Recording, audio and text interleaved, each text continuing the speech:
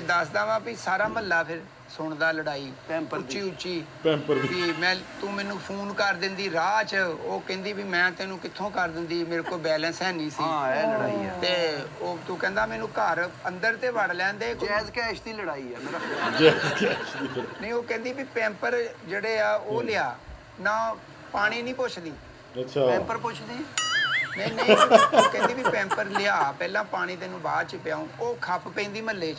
ਉਹ ਬੰਦਾ ਸਾਰਾ ਦਿਨ ਥੱਕਿਆ ਹੁੰਦਾ ਕੰਮ 'ਚ ਨਹੀਂ ਜ਼ੇਨ 'ਚ ਰਹਿੰਦਾ ਫਿਰ ਘਰ ਚਲਾ ਜਾਂਦਾ ਫਿਰ ਉਹ ਕਹਿੰਦਾ ਹਾਂ ਲਓ ਪੈਂਪਰ ਤੇ ਮੈਂ ਲਗਿਆ ਹੀ ਨਹੀਂ। ਸੋਚਾਂ ਥੋੜੀਆਂ ਬੰਦਿਆਂ ਨੇ ਬੰਦਾ ਸੋਚਦਾ ਇਸ਼ਾਰਾ ਘਟ ਜਾਂਦਾ।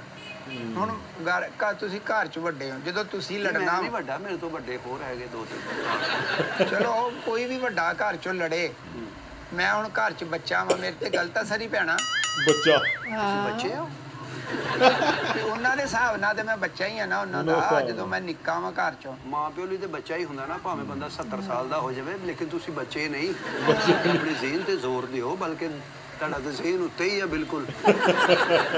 ਲੜਾਈ ਕੁਛ ਵੀ ਨਹੀਂ ਪੈਂਪਰ ਦੀ ਲੜਾਈ ਹੈ ਤੇ ਡੈਪਰ ਦੀ ਲੜਾਈ ਭਾਈ ਤੁਸੀਂ ਖੱਪ ਪੈਂਦੀ ਆ ਉਹ ਕਹਿੰਦੀ ਤੂੰ ਕਿਉਂ ਨਹੀਂ ਪੈਂਪਰ ਲੈ ਕੇ ਆਇਆ ਉਹ ਕਹਿੰਦਾ ਤੂੰ ਮੈਨੂੰ ਪਹਿਲਾਂ ਦੱਸ ਦਿੰਦੀ ਅੱਛਾ ਤੇ ਤੂੰ ਹੁਣ ਮੈਨੂੰ ਦੱਸਣ ਦਈ ਆ ਜੇ ਮੈਂ ਭੁੱਖ ਲੱਗੀ ਆ ਸਾਰੀ ਦਿਹਾੜੀ। ਚਲੋ ਹੁਣ ਤੁਸੀਂ ਆ ਗਏ ਹੋ ਨਾ ਦੁਕਾਨ ਤੇ ਮੈਨੂੰ ਦੱਸ ਦਿਓ ਪੈਂਪਰ ਚਾਹੀਦੇ ਤੁਹਾਨੂੰ ਖੱਪ ਪੂਰਾ ਮਹੱਲਾ ਬੰਦਾ ਇਕੱਠਾ ਪੈਂਪਰਾਂ ਦੀ ਵਜ੍ਹਾ ਤੋਂ ਹੋ ਜਾਂਦਾ ਯਾਰ। ਤੁਸੀਂ ਪੈਂਪਰ ਲੈ ਜਾਓ ਬੰਦਾ ਇਕੱਠੇ ਲੈ ਜਾਂਦਾ ਮਹੀਨੇ ਤੇ ਲੋਕੀ ਲੈ ਜਾਂਦੇ ਇਕੱਠੇ। ਮੈਂ ਤੇ ਚਾਹੁੰਦਾ ਵਾਂ ਇੱਕ ਦੋ ਲੈਣੇ ਹੁੰਦੇ ਆ ਸਿਰਫ।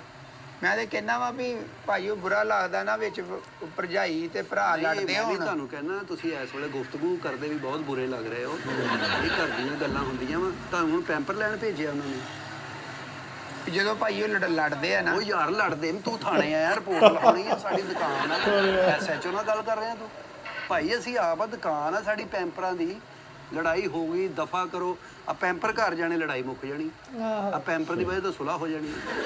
ਨਹੀਂ ਉਹ ਗੱਲ ਤਾਂ ਦੇਰ ਸਵੇਰ ਦੀ ਹੁੰਦੀ ਆ ਨਾ ਉਹ ਲੇਟ ਪੈਂਪਰ ਲੈ ਕੇ ਆਵੇ ਭਰਜਾਈ ਬੋਲਦੀ ਆ ਭਰਾ ਨੂੰ ਫਿਰ ਗੁੱਸੇ ਸਾਰਾ ਮਹੱਲਾ ਇਕੱਠਾ ਹੋ ਜਾਂਦਾ। ਇਸ ਮਹੱਲਾ ਕਾਹਦੇ ਲਈ ਇਕੱਠਾ ਹੋ ਜਾਂਦਾ ਤੇ ਪਾਗਲਾਂ ਦੇ ਮਹੱਲੇ ਰਹਿਣਾ ਮਹੱਲਾ ਇੱਥੇ ਤਾਂ ਲੋਕ ਐਵੇਂ ਪਾਕਿਸਤਾਨ 'ਚ ਇਕੱਠੇ ਹੋ ਜਾਂਦੇ ਖੰਭੇ ਤੇ ਚੜੋ ਸਾਰੇ ਇਕੱਠੇ ਹੋ ਜਾਂਦੇ ਕੀ ਹੋ ਰਿਹਾ ਆਪਣਾ ਕੰਮ ਕਰੋ ਜਾ ਕੇ ਤੇ ਤੁਹਾਡੇ ਮਹੱਲੇ 'ਚ ਕੋਈ ਸਮਝਾਉਣ ਵਾਲਾ ਨਹੀਂ ਇਕੱਠੇ ਹੋਣ ਵਾਲਾ ਹੀ ਆ। ਕਿਉਂ ਇਕੱਠੇ ਹੋ ਜਾਂਦੇ ਬੋਲੀ ਵਾਲੀ ਕਮੇਟੀ ਕੱਢਦੇ ਤੁਸੀਂ ਜਾਂ ਦੇ ਖੋਲਦੇ ਵੀ ਸਾਰਾ ਮਹੱਲਾ ਇਕੱਠਾ ਹੋ ਜਾਂਦਾ। ਪੈਂਪਰ ਦੀ ਕਾਹਦੀ ਲੜਾਈ ਆ ਬੰਦਾ ਭੁੱਲ ਹੀ ਜਾਂਦਾ। ਭਾਈ ਆ ਪਰਸੋਂ ਦੀ ਗੱਲ ਹੀ ਆ ਤਾਜ਼ਾ ਲੜਾਈ ਹੋਈ ਇਸੇ ਗੱਲ ਤੋਂ ਵਿੱਚ ਗੱਲ ਕੀ ਸੀ ਪੈਂਪਰ ਦੀ ਮਹੱਲੇ ਦਾ ਚੇਅਰਮੈਨ ਆ ਉੱਥੇ ਫਿਰ ਪੰਚਾਇਤ